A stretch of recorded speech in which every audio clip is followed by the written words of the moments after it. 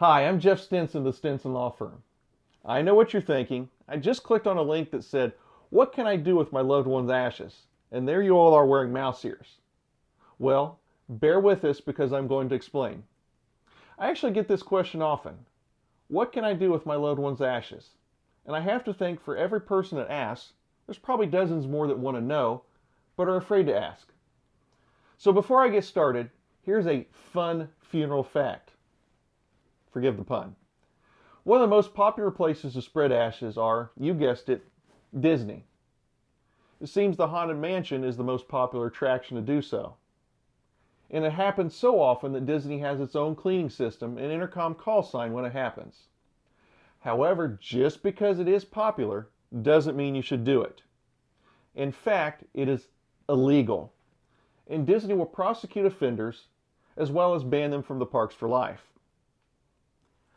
However, this doesn't mean that there's not a multitude of legal ways in which cremated remains can be disposed. If your loved one has chosen cremation, the first thing you can do is keep their cremated remains. In the past, family members who have kept cremated remains have stored them in a traditional urn or other ornate container. However, new trends have resulted in almost unlimited options. Don't believe me? Google cremated remains ideas and see what you come up with. I've set out just a few in this slide.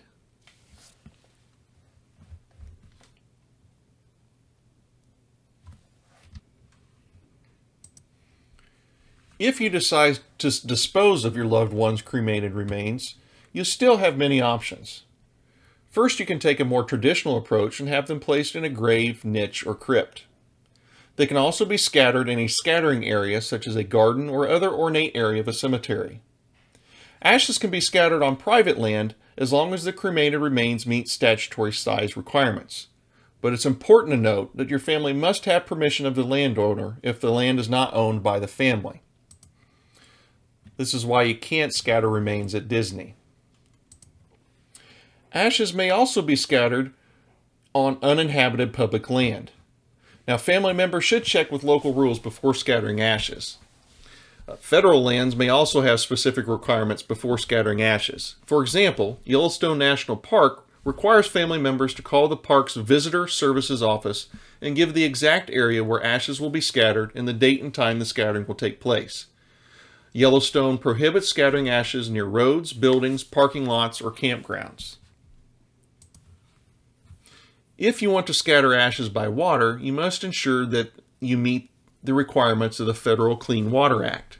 For example, the Act requires ashes scattered at sea to be scattered at least 3 nautical miles from shore.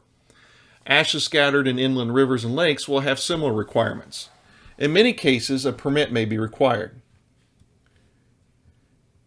State law does not prohibit scattering ashes by air, but federal aviation laws do prohibit dropping objects that might cause harm to people or property. Consequently, spreading ashes by air is probably acceptable as long as the container for the ashes is not dropped with them.